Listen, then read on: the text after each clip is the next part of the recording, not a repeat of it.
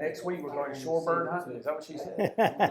Nice. She used that term fish house liar. That's a term that Carteret County uses, and it comes from the history of the old fish house or the old community store, particularly down east, right, where the men folk, the fishermen, would visit in the evening, and in order to talk about the day, they lied a lot about what they caught and what they shot and all that stuff. And it's a skill, isn't it? I learned it from Sonny Williamson and David Yeomans. They were the best I'd ever heard. Some people you got to learn it. It just comes natural to some. I don't know how that happens. It did to Sonny. Yeah. Yeah, for sure. See, I'm Chris Yeomans, and I know a couple in here. And back in the day, I'm a retired educator, and so Rodney, you were coaching basketball when I played back. Right. So I coached against you. But when I was teaching, that was many moons ago. Sonny Williamson and his wife Jenny were the caretakers over to the Cape, and you got to understand this was before Cape Lookout was famous, I guess you would say. Yeah. So like hardly anybody wanted to be caretakers over to the Cape. So they would stay every summer over there and was caretakers and just kind of, meander on this desolate island, deserted island. And tell stories. And tell stories. And what happened is that he started the Mule Train Beach Tours, and where he got that name from, some of you may have been over on the Mule Train. Yeah, I did. With Sonny. But where he got that name from was that the Park Service provided him with a Kawasaki mule, and they're side by sides, you know what I'm saying? And of course that was for him and Jenny in the evening. They'd go down to the beach and whatever. That was their transportation. And they got stores and stuff over. You can go buy a drink over there. Yeah, you can now. Air-conditioned place. There was nothing. There was nothing over there. So I was over there one day, and he was just starting the mule train. And I told him, I said, if you ever get busy enough that you need some help, I'm your guy. And I'm a historian by trade anyway. I taught history. I studied history in college. So, and Carteret County history is near and dear to my heart. Amen. So I felt like a natural fit. So the next year, he and Miss Jenny hired me as their hired help. And like I said, I don't claim to be any close to Sonny, but you're getting there. Sonny was a great mentor. Yes, he was. Yes, he was. He was to me too. We surely miss him, and that's where I come from. So y'all don't want to hear the rest about my history. We'll just stop right there. And Sonny's the one that taught me the origin of Fish House Liar. He said, "Don't ever let the truth get in the way of a good punchline." That's right. Which is a motto in Carteret County. So if we lie, not being deceitful. It's just the way it is. And what we're going to do is tag team. I'm going to tell a story. Chris is going to tell a story, and we'll get through it. This first one has gotten to be one of my favorites because the first time I told it was at the sanitary fish market to a group of highway patrolmen. And now you'll appreciate that when I get to the punchline, if you will. Now, okay? This preacher from Harlow in the northern reaches of Carteret County accepted an assignment to teach at an outdoor revival, tent revival in Pamlico County on a Saturday evening. And he taught on the second chapter of John where Jesus turned water into wine. And riding home that evening, he was thinking about his sermon, and he had a little mason jar on the seat right beside him, and every now and then he'd sip from that mason jar to soothe his dry throat and everything like that. Well, he got pulled by a highway patrolman for weaving down Highway 101, which is the old New Bern Road. And the highway patrolman said, "Preacher, what's in that jar right there beside you?" He said, "It's pure brook water." He said, "Well, can I smell it?" And the highway patrolman took and smelled it. It took his breath away. Then he tasted it, and it burned his tongue. He said, "Preacher, that's 180 proof liquor." The preacher said, "Praise the Lord, he's done it again." I asked him, I said, "Would you give that guy a ticket?" Hey, Connie. Hey, how are you? We don't sing today, Connie. Don't sing today. Okay. Speaking of old roads, this is a new one right hot off the press. All right. My mother shared this with me, and my mother don't lie. So I'm going to just preface it with this. But Gary and Novella Yeomans from Harkers Island, Red Hill, North Carolina, Harkers Island, Oh, man. was headed to New Bern, not just to town, not just to Moorhead, but they were heading to New Bern. And this was probably early 1960s. Okay, so some of y'all can probably recall heading from, I can't quite, but in the 70s I could. But if you recall heading from New Bern, from Moorhead, Havelock, and by the time you got to Havelock going to New Bern, what was it between Havelock and New Bern? Forest. Nothing. No. There you go. Absolutely nothing. Gary and Novella's driving in their 1960 Buick Electra, and they're heading down the road. That one that was so long you had hinges there that would make her turn around the corners. And they were heading down the road, and all of a sudden, this cat run out in front of them. And the cat, he didn't make it. Let's put it that way. Okay. Bit the dust. Well, Gary and Novella, being fine young Yeomans and gentlemen and ladies at that, stopped to the cat, looking for the owner, and there in the road, nobody there. They couldn't find out where the owner of the cat was, and they said, well, we can't leave this poor cat out here. So Novella had some shopping bags in the back of the car. She said, I'll put it in this shopping bag, and they put it in the trunk and headed on to their destination in New Bern.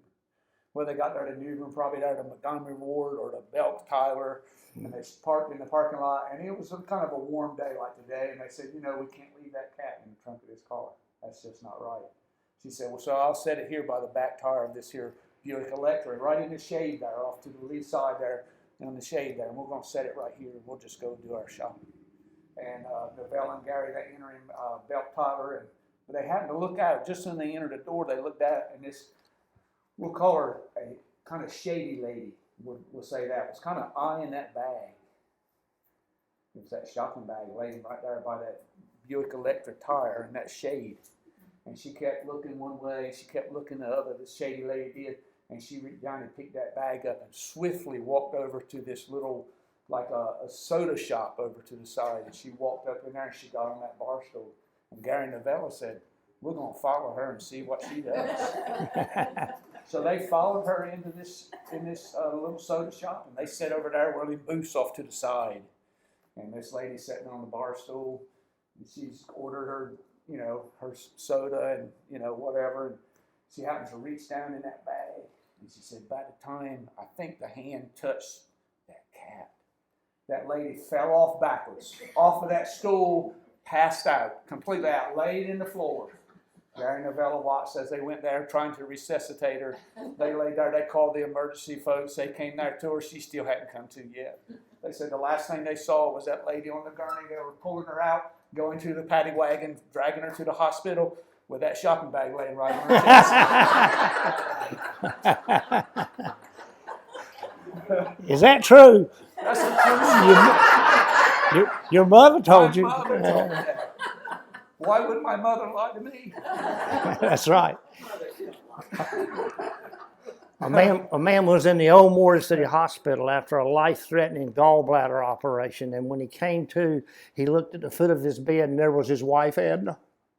And he said, Edna, you're right here beside me, aren't you, dear? She said, yes, dear. He said, Edna, when I joined the Army, you joined the Nurses Corps, and when I was wounded lying in that hospital bed, you were right beside me then too, weren't you, Edna? Yes, dear, she said. Said, then the war ended and we came home, we started farming. And I had that terrible tractor accident. You were right beside me then too, weren't you, Edna? Yes, dear. He said, then we started our own business and the economy went bad and we lost everything we ever accumulated. You were right beside me then too, weren't you, Edna? She said, yes, dear. He said, Edna, I just want to tell you one thing. You are bad luck. You men don't laugh at that.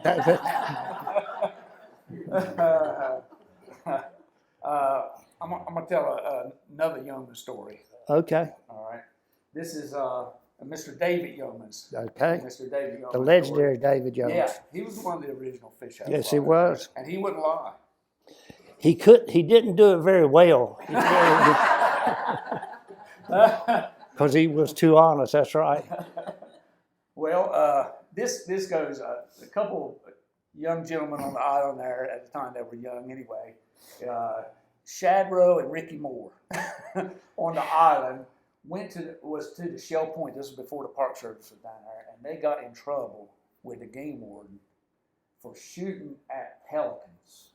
And that was a bad thing. They got caught shooting at pelicans. Okay. And so Davy Yeomans, being the upstanding citizen that he was on Harker's Island, kind of like the the mayor, if you want Right, to call it, even though right. they didn't have one. He said, I got to go to court with those boys. He said, and I got to help him out because, he being a county commissioner and knowing all the ins and outs of the courtroom. So David Yeomans went to court with Shadrow and Ricky Moore, and they're sitting up there, and the judge is there. He said, I'm going to make an example out of them. Mr. David was like, no. He said, they really didn't mean it, Your Honor. They're just mischievous, and they were, they were sorry. They're really sorry. He said, no, I'm gonna make an example out of them. He said, 30 days in jail or a $10,000 fine. Ricky Moore looked at Shadrow. He said, Pow, I don't know about you, but I'm gonna take that $10,000. What is that court story about? Joshua was going to court, and the judge said, are you Joshua that let the moon stand still? He said, no, sir, I'm Joshua with the moonshine still. Threw the book at him. This is a favorite Ocracoke story, and I was telling the first people that got here that there's a mime that I work with at Ocracoke, if you know what a mime is. And he's not right. He's not. If you walked in right now, you'd say there's something wrong with him because he's not right. But when I tell this story, he acts it out in front of me. It's a duck hunting story. It was Lester Gray and Howard Douglas had left Cedar Island and gone over to Hog Island to kill their particular limit of ducks this day, and they had their duck dogs in the boat with them. And just to break the silence of the bone-chilling morning, Lester Gray says to Howard Douglas, he said, my dog Trooper here is probably the best duck dog in the whole world. Lester Gray couldn't stand a statement like that. He said, Trooper ain't even the best duck dog in this boat. My dog Duke is the best duck dog in the whole world, and $5 says I can prove it to you. So the bet was on. But when they got to the shore there and got in the duck blind, Duke jumped out of the boat and ran up the shore out of sight. Lester Gray rubbed his hands together and said, this is the easiest $5 I've ever earned. That dog ain't even disciplined enough to hang around till we get in the duck blind. But suddenly they saw this speck on the horizon. I think of that mime now. And he's running down the shoreline towards the duck blind, and he holds up one paw. And Lester Gray says, what does that mean?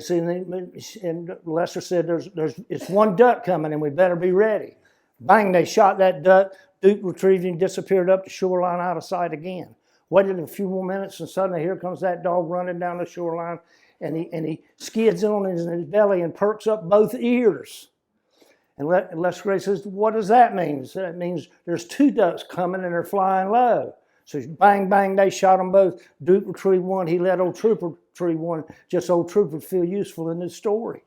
Disappeared up the shoreline out of sight again. Even Howard Douglas got a little nervous, and suddenly they saw that dog coming down the shoreline. But he had a stick in his mouth, shaking his head furiously with that stick in his mouth. And Lester Gray said, Howard, what in the hell does that mean? He said, that means you owe me $5. There's more ducks coming you shake a stick at. Now, that's the truth. That was a good hunting dog, wasn't it? But you can imagine that mime running back and forth. The crowd goes nuts because he's nuts. I was kind of picturing that. Exactly. I can see him sliding around with his... When I show up at Ocracoke, he comes up to me with a stick in his mouth. I said, oh, you're going to work the store? He said, yes. So he knows where you're heading when you... Yeah. Oh, he knows the store better than I do. Well, speaking of story, I'm going to do this one in memory of Sonny. This is one of Sonny's favorite ones, and this is one of the ones we used to do when we were over at the Cape. So in your mind, we can't go there today physically, but in your mind, you got to think about we would meet the folks down on the shore there, and we would welcome to the South Core Banks, and then we'd get in the truck and the trailer, and we'd ride out where we could see the lighthouse. And I told everybody when I stopped on the back road, I said, I want everybody to take their cameras out. We had cameras then, not the cell phone. So take your cameras out, and we're going to take pictures of this lighthouse because I want this view of the lighthouse in everybody's living room. I said, take this picture. And then we talked about the lighthouse. The lighthouse, November 1st, 1859, it first shown its first light there. And Joe Burney would do that. But it wasn't our first lighthouse. There was an earlier lighthouse there that was built in 1812. James Madison was president at the time. I don't remember that. Do you remember? No, See, I would no, ask no. Sonny if he remembered that. See, I look at Sonny. You remember James Madison? He'd say, yeah. And James Fulford was the first keeper, and he made $300 a year. That was good money. That's big back in money the over day. there, That's yeah. about what teachers make. That's what I used to tell them. Too. I was a teacher at the time there. And but anyway, it wasn't the first lighthouse. So when this new lighthouse, the one we have now, was first built, that was a situation that we had two lighthouses in close proximity, and the other one needed to come down.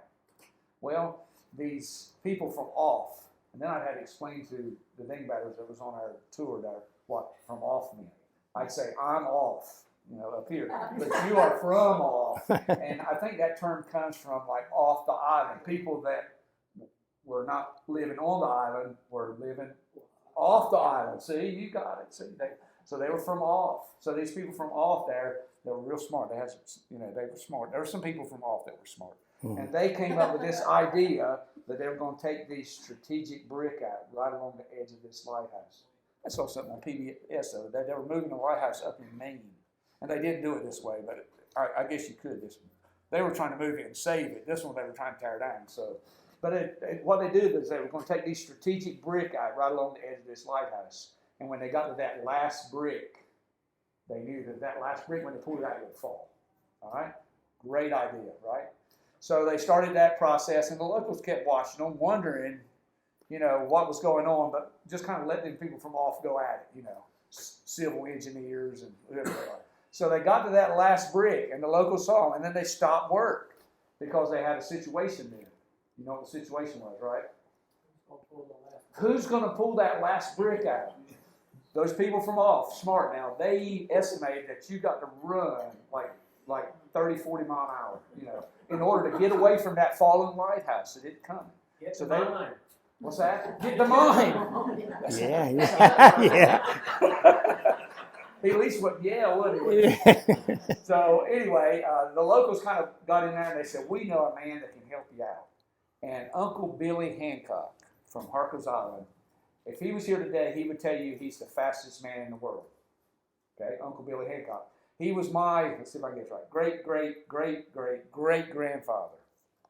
It's fine. I believe that. Yeah. And Uncle Billy, this is true. I wouldn't tell you a story.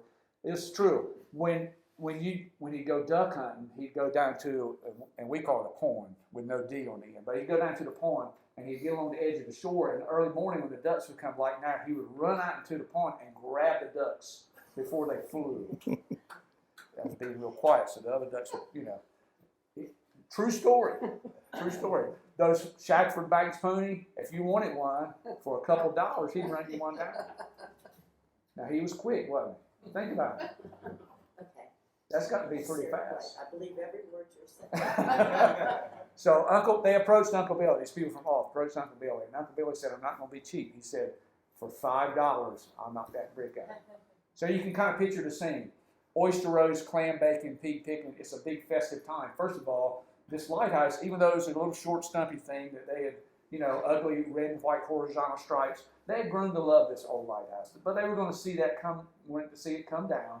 And if the truth was really known, they really wanted to see just how fast Uncle Billy was. So all these people have gathered, watching Uncle Billy. November 1st, 1859, this lighthouse that we have now opened up.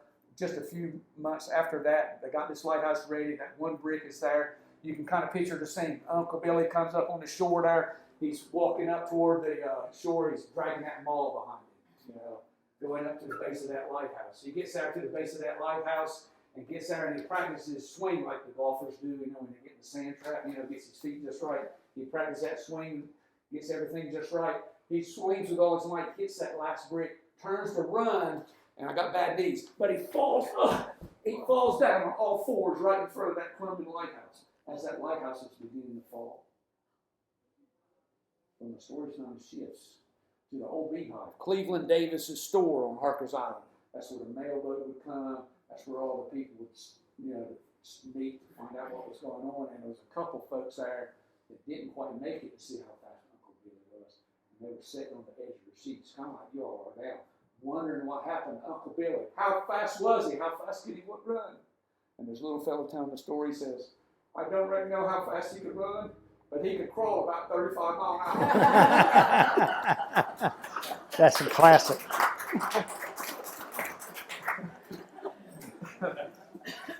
This one's for Borden. The Beaufort Fisheries down on the end of Front Street in downtown Beaufort. That's where it used to be. You remember, don't you? He comes from Menhaden blood. Borden does. His uncle and his daddy ran the Menhaden plants. It used to be the Taylor's Creek Fish Scrap and Oil. Is that what it was called? I didn't know that. At this time, it's the Beaufort Fisheries. Anyway, I might be lying. I know that's true. How fast can you run? That's it. But we had a lightning storm in August one year, and a bolt of lightning hit the Beaufort Fisheries and lit it into a towering inferno.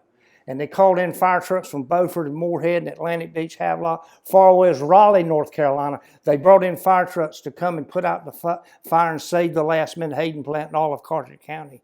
But those fire trucks with their state-of-the-art firefighting equipment couldn't get within 100 yards of the fire because of the intense and searing heat, and they just watched it burn. And as they watched it burn, the management of Beaufort Fisheries, that's the Wheatleys, you know how tough this was, came out waving a check for $10,000 as a reward to the firefighting company that would be successful in putting out the blaze. But they still, none of them buds, they just watched it burn. And as they were watching it burn, they heard this great commotion behind them coming full bore down Front Street, none other than the Cedar Island Volunteer Fire Department. And it was driving its 1952 International double pumper. It was a ladder and bucket brigade at best. It had on 2 ladders, 3 buckets of sand, and 4 buckets of water. But that Cedar Island Volunteer Fire Department burst right by that state-of-the-art firefighting equipment, moved up to the base of the fire and commenced to throwing sand and water until they put the whole blaze out. And the management of Beaufort Fisheries came out waving that check for $10,000. And he said, Chief, what are you going to do with all this money? He said, the first thing we're going to do is take that truck, fix them damn brakes. Now that's true. Oh, Lord. I knew where you're going with that, and it's still. I know. I feel like I'm sitting here with a hook in my mouth. I know. Let's go back to the Cape. Okay. And Love the Cape. And I was thinking, as we left the shore there, after we look at the lighthouse, we go over on to what we call the Easter Beach.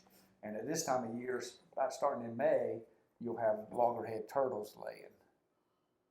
And they'll go, and what mama turtle do when that feeling gets right, you know, some of you women may know, you know, they'll crawl up on the shore with 2 PVC pipes under each flipper. I used to tell people that because there's 2 PVC pipes that mark the end of the nest when you go over there. Now the mama don't do that, but you'd be amazed how many people believe that. But no, the Park Service goes by and they look for the turtle crawls every morning, and they'll mark the nest. They'll move it into a safer location if need be. And did you know and some of y'all you look smart. Did you all know that the temperature of the nest determines the sex of the turtle? See, there you go. I know that. Did you know that? No. Alligators are the same way. Really? Hot. Think about this. If it's warm, hot mama, cool daddy.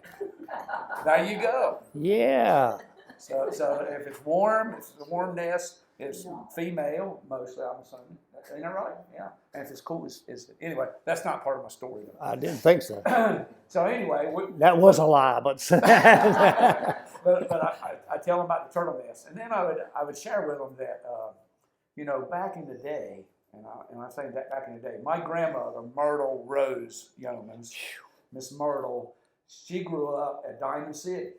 And Diamond City, if you might be into Portsmouth, over in Portsmouth. Well, Diamond City was like Portsmouth, but it was on the east end of Shackford.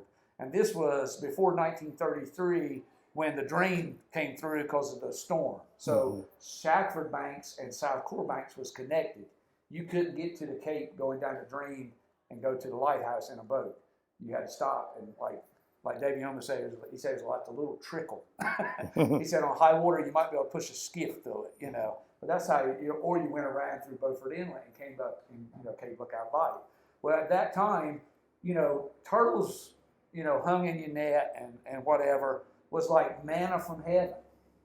And so they would eat turtles. And I know that just some of my people that were on that, they just really thought that was bad. I said, but you can't not that. It's kind of like the children of Israel, going around in the desert, fed by manna from heaven, So I said, turtle stew, that's why they, so we talked about that. And then we talked about the incubation period and things of that nature of the turtles. About 2 months. So May, June, July, we'll have our first nestings start hatching. We talked about all that. And then I went into, and this is a true story. It is a true story, but it's kind of unique. You had to be there. Keith Rittmaster. I remember Keith. We were over there one night. This was when I was in graduate school, right before I was a school principal, by the way. That's why I'm a little off here. But anyway, Keith Rittmaster was over there at the time, and he worked with the Maritime Museum, and he was over there with some guests one night, and they were talking about turtle conservation. And there was a mama turtle that climbed up on the shore, and she had dug her hole. And once she starts her business, you can go up there to her. I mean, don't shine a light in her eyes and stuff. We had little red lights like you're supposed to, and we were staying our distance, letting mama do her thing. Well, we were staying over there in some of the old camps over there. Like I said, my grandmother used to stay, was from there, and there's still some homes on the Cape Lookout side. Mm-hmm. Mary Sue Davis had one. Mary Sue is not with us anymore either. But Mary Sue Davis had a home away from home as well as Davey Yeomans did. And so Mary Sue Davis was there, and we were staying in some of the camps with Miss Mary Sue, and she was one of the elderly ladies on the island. And as Keith Rittmaster was standing here with his young, energetic scientist talking about turtle conservation, just a few steps away, Miss Mary Sue Davis was talking to us about turtle recipes. You just had to be there. So. Yeah. She said if you slice it off real thin, she said it'll quiver when it hits in the pan. Can I follow up that with another one? Yeah. You don't mind if I follow up with No. This is on the turtle story. We'll stay on turtles here. This is a true story too. Okay. Davey Yeomans. We'll go back to Davey Yeomans. Davey Yeomans had a place over there, and I tell you, in 1976, when the Park Service took over, it wasn't really until 1986 that we actually realized it. We local people. Federal government works just about as quick as they do now. So there you go. But in 1976, people that could prove that they had deeds to their property were given a lifetime right or 25-year lease to their property. And Davey Yeomans had deeds to his property. Mm-hmm. His granddaddy had bought property over there. I think he told me one time, and if I get the numbers wrong, it don't matter, you'll get the gist of it. But he bought like 8 acres at Cape Lookout now for 13.5 cents an acre. Jeez. I don't know what that would go for now. Beachfront property. Anyway, so he had deeds to his property, and he had bought from the old life-saving station the boathouse, and he had moved it down on his property. He bought it as surplus when the Cape Lookout Coast Guard station was built, and he moved that down to his property. And he told me this. He said it was late in the evening. It was sitting in the middle of the road, and they were going to the next day move it back on the property. And the next day they were so tired they just decided to move the road. that road just went right by his house. But that was his home away from home. I mean, he lived over there more than he did to Harker's Island. I mean, I mean, Miss Leah, which is his only daughter, when she had to go to school, he would take her in the skiff to Shell Point to catch the bus. I mean, they lived over there. So as he's over there, he's always riding around. And one night he was riding around on his 3-wheeler at the time, and a mama turtle came up and did her thing, laid her nest, and he watched her, and it was, well, the next morning, after she got through, she covered it all up, and high tide came up and kind of washed away her tracks where she was. She didn't quite get all the way up on the dune line, and it washed away the tracks. Well, that next morning, he rides down to gets his morning coffee, and he's riding down to the point that evening, or that morning, and he noticed some of the volunteers from the Park Service was there looking for that turtle dust so they could put the PVC pipes up, like we were talking about earlier. And at the time, they had some folks from the Duke Marine Lab with them. was going to do some turtles, measure the little eggs and see how warm they are, whatever they do, you know. And he said he watched them. He said he watched them. And he knew where that turtle nest was. And they were trying to find it because this, you know, this high tide had kind of washed away. And he knew about where it was. He said, I'm gonna play a trick on them. So he got down, Dave Young, he was a little short fella too. Yeah. And he got down on his hands and knees. I won't do it this time, but I might not get up. But he got down on his hands and knees and started sniffing on the ground. And he would smell, and he sniffed the ground, smelled, he said, hey, right there. He said, and sure enough, they dug down there, you know, of course, found the nest, and they did their thing. He said it was years later, he said, some professors from the Duke University came over to the Cape looking for the old fella that could smell turtle eggs. I hadn't heard that. That's good stuff. Good stuff. In Carteret County, we call the ocean side, we call it the sea beach side. And in this story, I'm walking from the sea beach side at Atlantic Beach down towards Salter Path, and I trip on something in the sand. And when I pick it up, it's you know this, don't you? You want to tell the rest of it? When I pick it up, it's a lantern, and I rub it, and it's a magic lantern, and a genie pops out. See, but only Rodney Kemp would get a genie with a bad attitude. Says, son, I'm sick and tired of this wish business. I'm sick and tired of this wish business. I ain't going to give you 3 wishes. I'm going to give you 1.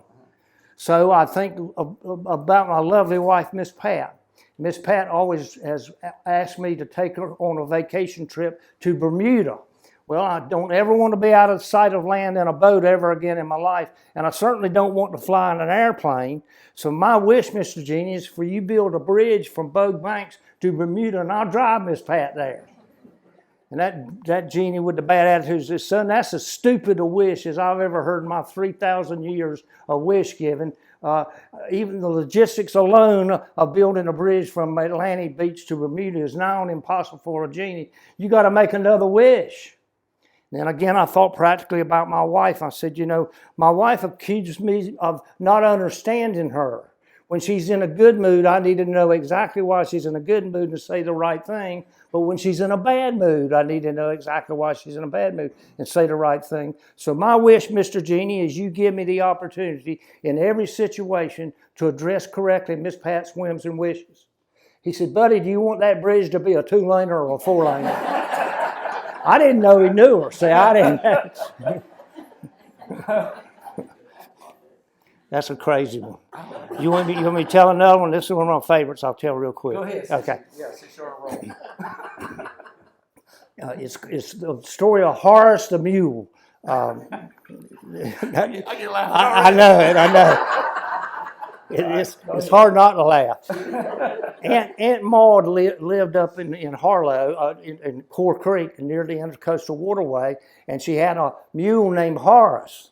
And she went out to the barn one evening, and she checked on Horace, and he wasn't doing pretty. He was moaning and groaning, and his eyes were watering, and his belly was boiling. Horace, as we say in Carteret County, was bad off. So she called the vet in Beaufort and said, "You got to come out here quickly. Horace is bad off."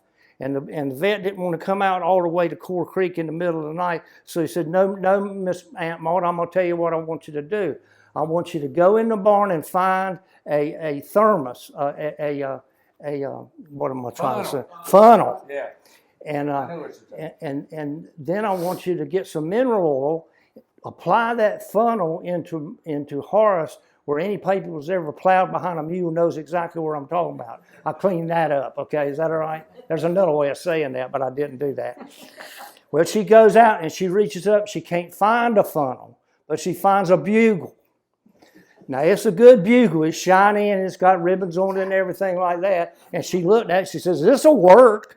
So she inserted the bugle thusly into Horace. Then she reaches up to get the mineral oil, but she can't find mineral oil. She pulls down turpentine. Are you feeling for Horace right now? And she poured that turpentine into that bugle into Horace. Needless to say, it took effect right away. And Horace started bucking and braying, and every time he would buck and bray, that bugle blew. He burst out of the barn and started running down the roads with that bugle blowing. Now this is hunting country, and them hunting dogs is in their cages. And they hear that bugle blowing. They said, this is it. This is the big hunt. This is the one we waited for. They break out of their pens and they run behind, barking and bellowing, right behind Horace with that bugle blowing.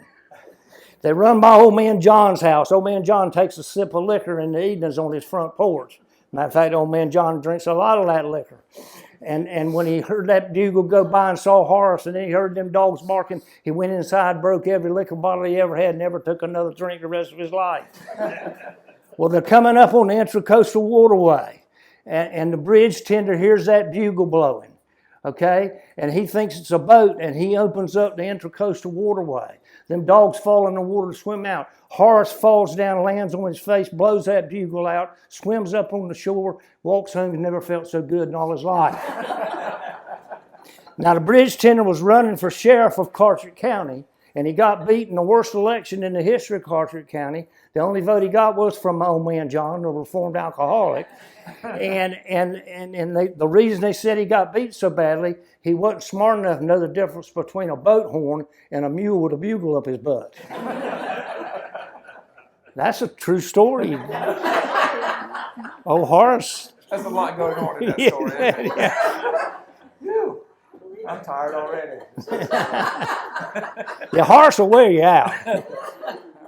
Darrell Garner, he was the mayor of Newport. He told that all the time. And he was good at it. Oh, Lord. Back to, you were talking about, your wife Pat there just a minute ago. You know how a Harkers Islander finds the perfect wife? No. When they go to the door, and knock on it, and the lady in the house starts yelling, "Leave me alone!" You know you find the right one. Jeez.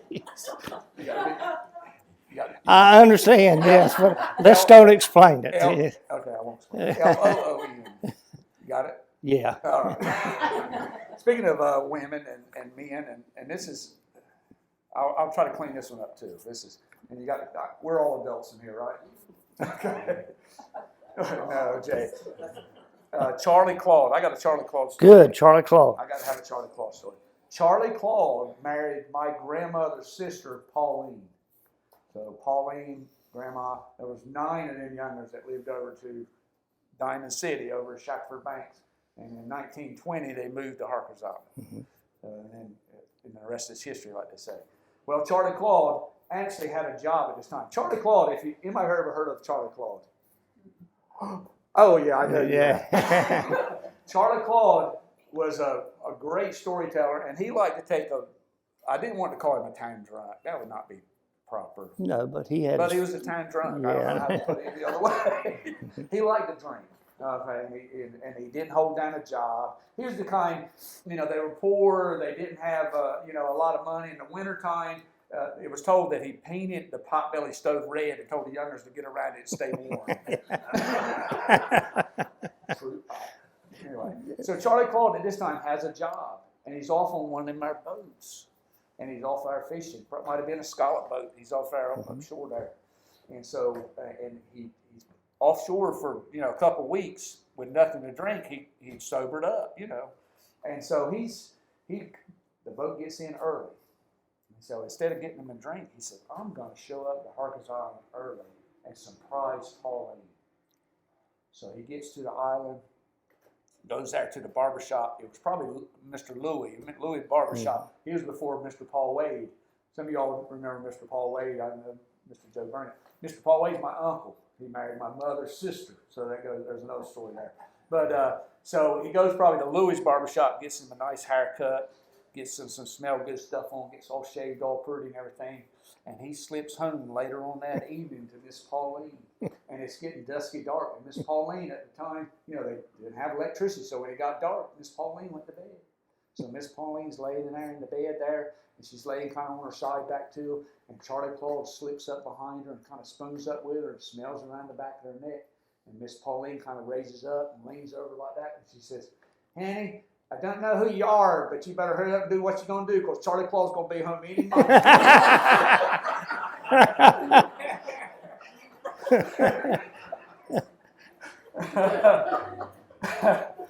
That's bad.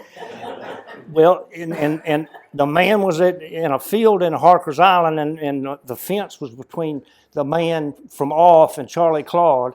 And the man saw Charlie Claude. He said, "There's the stupidest people on this island I've ever seen in my whole life." And Charlie Claude said, "Yes, sir, you're right, but most of y'all be gone by morning." That's the truth. He did do that, didn't he? Yeah. Tell you Captain Fred's story. The reason I call him Captain Fred because everybody's kin to him down east, so I can't use his last name. But Captain Fred had a trouble with the truth. And one time he had gone hunting, and that evening he went by the country store. Oh, that Captain. That Captain Fred, Oh, okay. yeah, went by the. I was thinking of another Captain. All right, go ahead. And before they knew it, Captain Fred had walked in the store, and the new game warden was visiting that particular evening in the store. And Captain Fred started. He said, "Sons, you'll not believe what I've been doing today. Every time I fired my gun in the air, 10 or 15 ducks fell right out on the water. I loaded up my skiff. I loaded up my pickup truck. I killed more ducks in one afternoon most people have killed in a lifetime. There ought to be a law against it."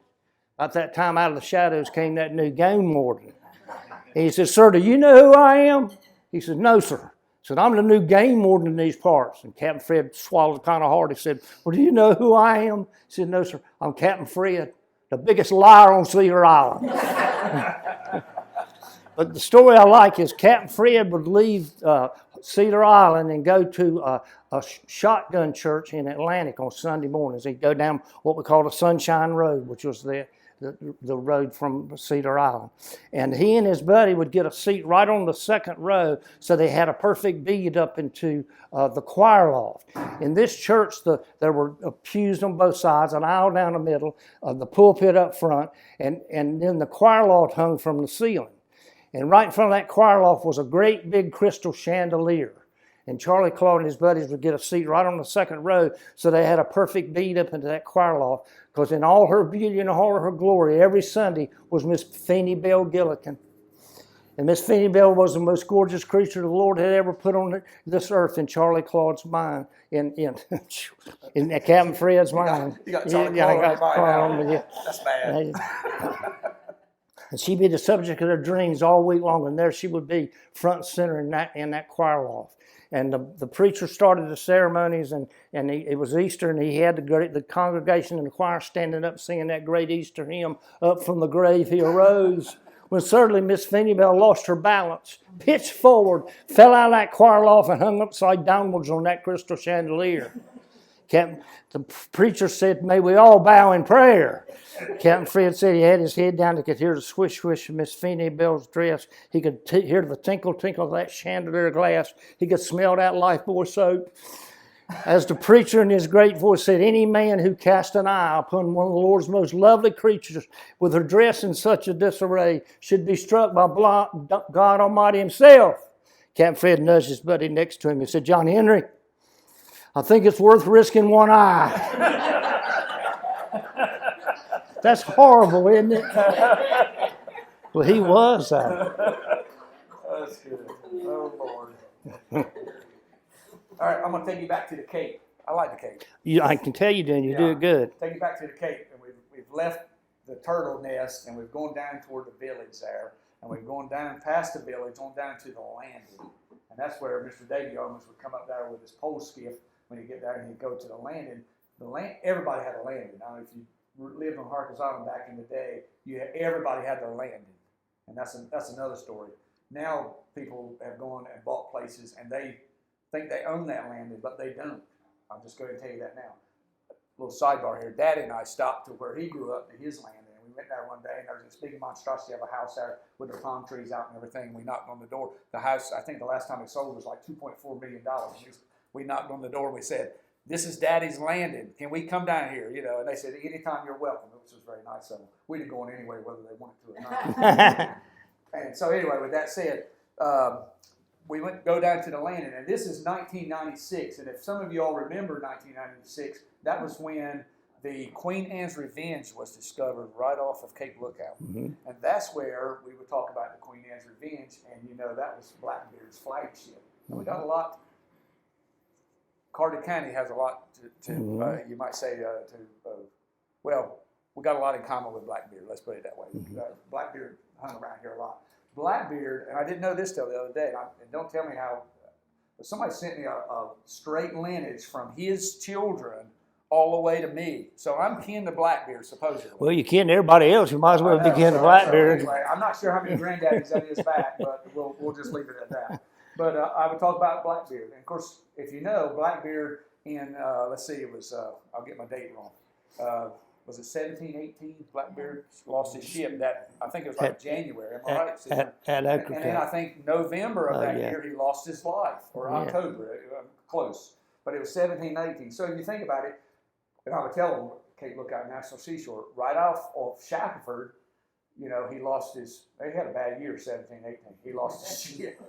And then 58 miles up the beach in Ocracoke Inlet, Teach's Hole, bless his soul, he lost his life. Well, Governor Spotswood of Virginia sent 2 sloops of war down with Captain Mayer to capture or kill Blackbeard in 1718. So he's lost his ship down here. He's commandeered another one, and he's over in Teach's Hole there at Ocracoke. And you can kind of see the battle ensued and everything, and it was capture or kill Blackbeard. Now, Governor Spotswood of Virginia didn't really like Blackbeard. Now, Governor Eden of North Carolina had actually pardoned Blackbeard. If you go back to the history there, pardoned him. If you think about it, most of the stuff that pirates got at the time, movies talk about gold and diamonds and rubies and all that kind of stuff, and that's the romantic stuff. Usually it was like molasses. They got a little bit of rum. That would be great, but it was mostly just common goods going back and forth. Well, what he was doing, he'd steal their ships and come here and sell it to North Carolina. Hey, no wonder Governor Eden of North Carolina pardoned it. They was reverting the stuff going up to Chesapeake Bay over here, 1718. Anyway, Governor Spotswood didn't like it. Back to the story here. The battle ensued and everything, and Captain Mayer was on the boat, and just like the movies, Captain Mayer and Blackbeard, as this battle is ensued, they square off with each other. And records show that Blackbeard was shot several times, stabbed several times, and the battle's still going on. He must have been just tough. A lot of rum. Yeah. And finally, Captain Mayer, with that nice saber there, cut off his head, chopped his head off, and that was it. Now, the legend has it that they saved the head. They didn't have selfies at the time. Saved the head and carried it back to Governor Spotswood of Virginia. Proved Blackbeard's dead. How other way you gonna do it? Polaroid one step? No. I got it right here. Yeah. And they threw that headless body overboard. And legend has it that headless body swam around that boat 3 times before it sunk out in another boat. 7. How many times? 7. 7, 3, 12. Hey, and people kind of looked at me like, that's not true. That can't happen. Well, I remember Grandma Myrtle. We'll go back to Myrtle there. And the thing about Grandma, when I was a little boy, if Grandma wanted some stewed chicken or fried chicken or baked chicken, anything with chicken, she went to Food Lion. No, she didn't go to Food Lion. Where did she go? She went in the backyard. And I remember Grandma would grab one in each hand. You didn't mess with Grandma. I'm going to tell you that. She grabbed one in each hand. And or would take a hatchet thing, and the little head, would be here, and what would the body do? It would run around. I don't know. I don't see, and I used to ask them, volunteers, but I don't know about the human body. We cut the head off, what does the body do? How do you know?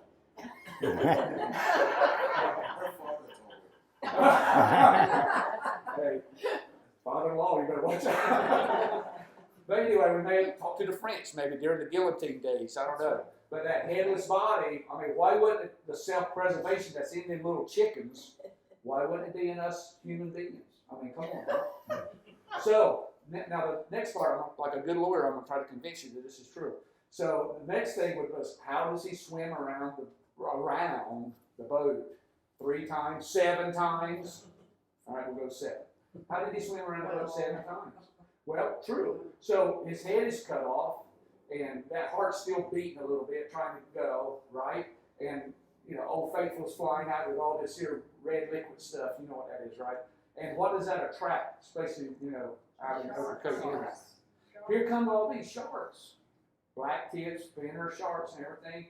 So as he's trying to fend off sharks with one hand, the hand is body, and he's swimming with the other. What does he do? Swimming with one hand. He goes around in circles. There you go. I rest my case. That's brilliant. That's absolutely brilliant. Give you a poem real quick. It's one of these poems that starts out with a sad beginning and ends up in a great positive victory. It's called the Pickpocket Poem. 2 pickpockets met on a moonlight cruise, each picking the other's pocket. She pulled out his pocketbook, he got her diamond locket.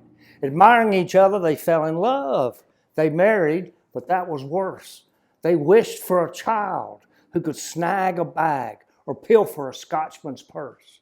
Their wish came true, a boy was born, a slick little sly-faced mite. But alas, alack, with a crippled hand, his fist was closed up tight. The heartbroken couple hurried the child to a famous specialist and gave him watches and precious jewels if he would unclench the fist. The first thing he did was tie a watch with a jeweled band and slowly passed it back over that baby's hand. As the fingers loosened, the joyous couple began to dance and sing, for there in the palm of the baby's hand was the midwife's diamond ring. What time we got? We're running out? We got 10 minutes. We got 10 minutes. Yeah. You got one? Oh, yeah. Okay. Have you got any more? Yeah. Okay.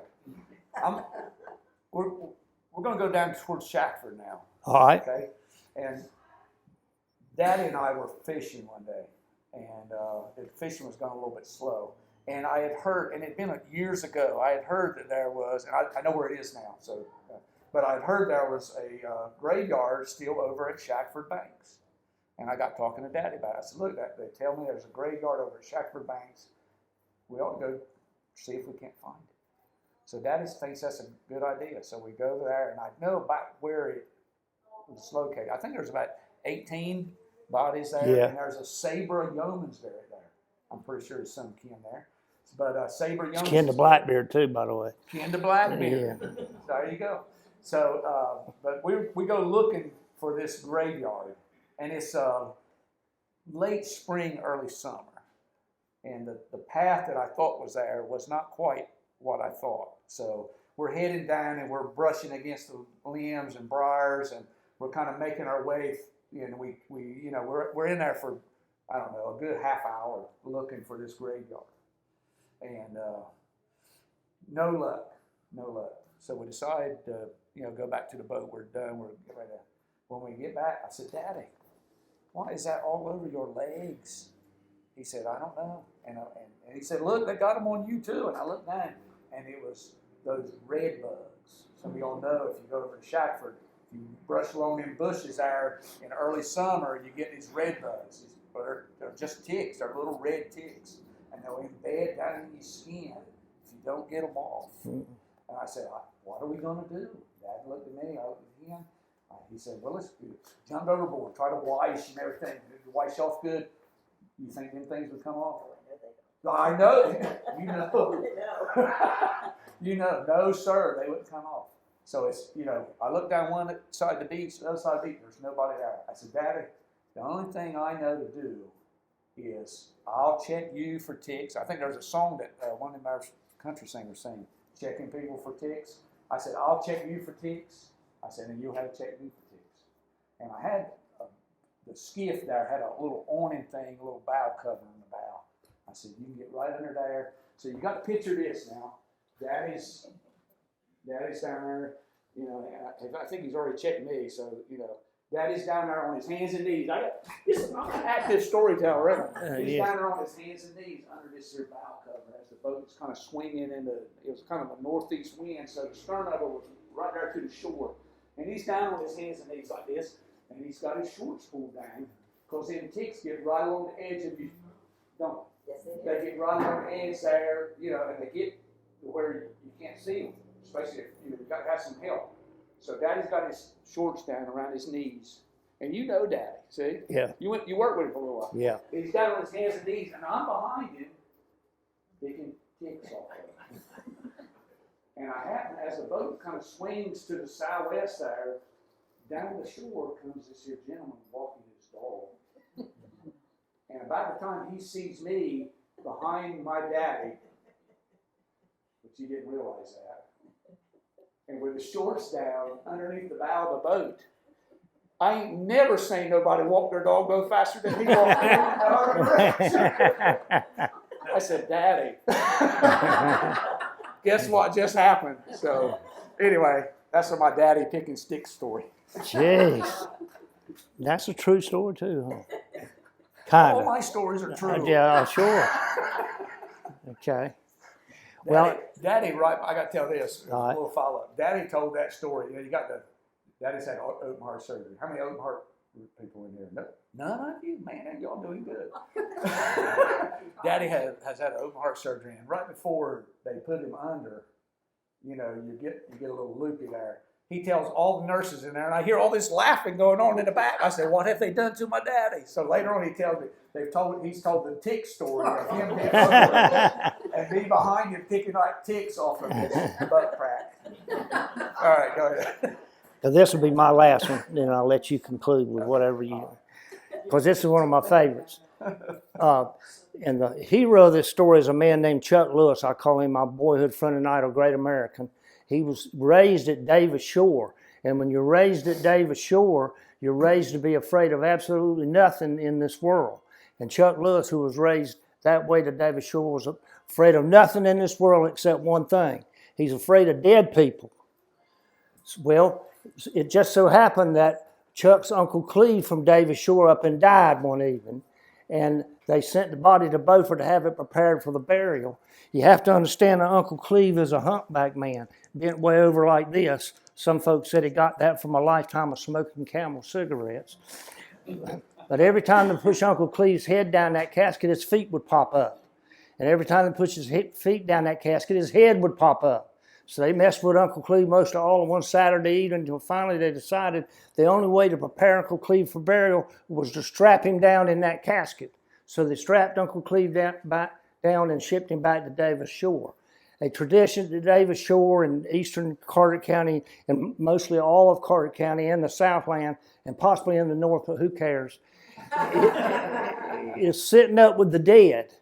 You put that body in the parlor of the great home, let friends and relatives sit up with him until you bury that thing the next morning. And the way you sat up with the dead is a funeral home loans you 4 of them folding funeral home chairs and 4 of them handheld funeral home fans. Do you remember those? Y'all are mature enough to know when churches weren't air conditioning, right? And my mother would let me use one of those funeral home fans, but she said, don't chew on it. It'll make you stupid. Well, obviously she was right like everything else, but I didn't know how accurate it was. And sure enough, Chuck Lewis's daddy decided, Chuck, you got to get over this fear of dead people. I need you to sit up tonight with me and 2 other gentlemen with your Uncle Cleve. And he did. And along about 10 o'clock, one of the gentlemen stood up and looked at Chuck, his dad, and the other gentleman and said, look, as long as you 3 are going to sit up, I believe I'm going to go to bed. And he left.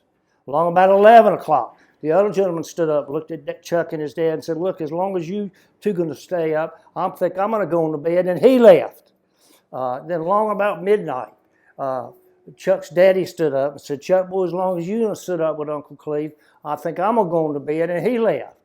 So there's Chuck Lewis, my boyhood friend and not a great American, sitting there watching Uncle Cleve strap down that casket when a bolt of lightning hits at Davis Shore and it causes so much destruction that strap broke.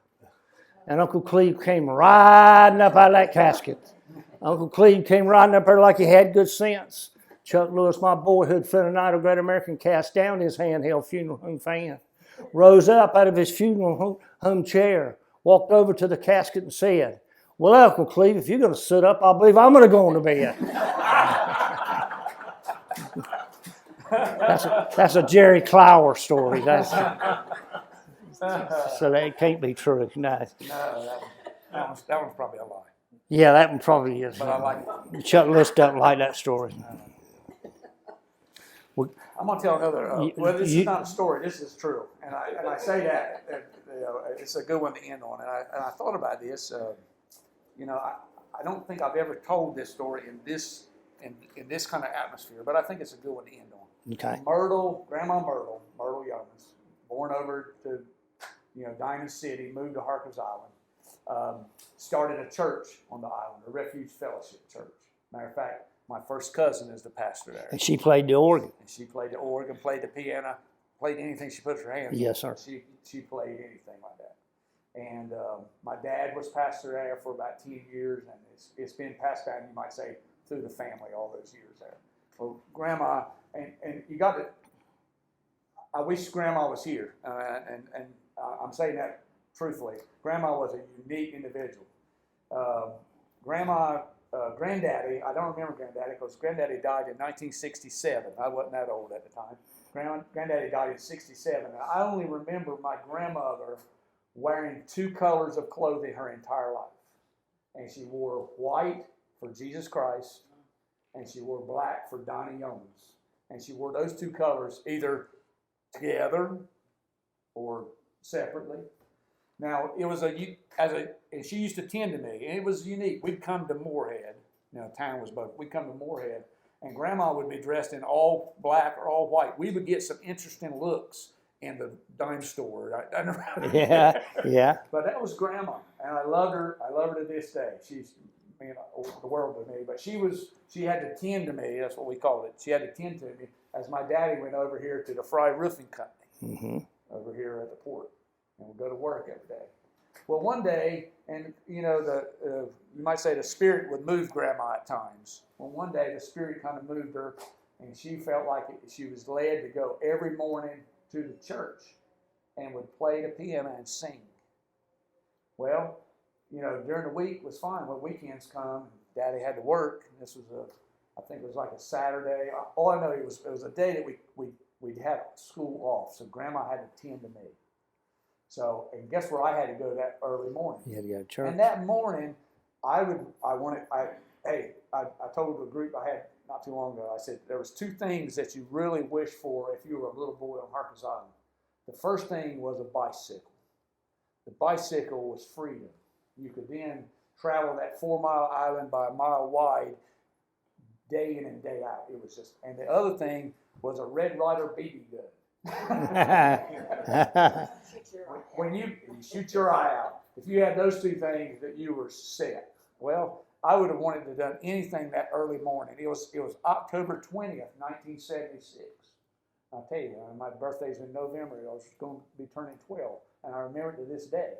And after I tell my story, I'll show you why. October 20th, 1976, Grandma is in there playing the piano, and I would have wanted to be in any other place besides listening to Grandma. I'm an almost 12-year-old little boy with a bicycle, with a BB gun. It's October. Robins are flying. Anybody had any? No, I can't ask you that. Anybody had any stewed robins? I don't think they gave you ones here. Put your hand down, Jay. Don't knock them. It's kind of like the turtle. Don't knock them. It's just, hey, food line didn't exist. Robins, they're good. Rutabagas, trust me. I heard they were good anyway. But, I don't want to be in any October robins season, and you try to get about 20 of them. Grandma would stew them up for you. You talk about good. That was some good eating. That's another story. We won't go there now. But my point is, I'd rather be anywhere else besides listening to Grandma sing. You can imagine a 12-year-old boy. I'm sitting there by myself. And then I started feeling this funny feeling. And where you felt like that your heart was about to bust. And you felt like that you either had to get out of there or something was going to happen. Has anybody ever felt that way before? And my heart was going to bust. And I got there, and Grandma knew what it was because she, religious person, she knew what was going on at the time. That heart that Jesus Christ was massaging a little bit. Okay. And I'm sitting there, and she was singing something like, I don't know, I'll fly away, or I'll see my Savior, or some of those things some of the hymns that, they don't sing in churches no more. I go to church now and I don't know the songs. And Grandma was singing something by herself, and then she recognized what it was. She recognized it was that convicting spirit that the Lord was. And she said, she looked at me that day, she said, do you want to pray? And when she did, I busted out crying. Ran to the altar, and I prayed down there with my grandmama and gave my heart to the Lord. And October 20th, 1976, that was my second birth. You'll never forget your second birth. Never will you forget that. Have I been perfect since October 20th, 1976? I've been a what? I've been a loser. But I've asked forgiveness, and here I am today. I'd like to end with Amen. that. That's my salvation story. Amen. Very good. This has been a good time. Y'all have been very tolerant. And we read. I'm a big fella and I cry sometimes, and if you make fun of me, I'll kick your ass. Lord forgive me. That's the Harker's Islander in him. Let's give Chris and Robbie another big round of applause. Thank you.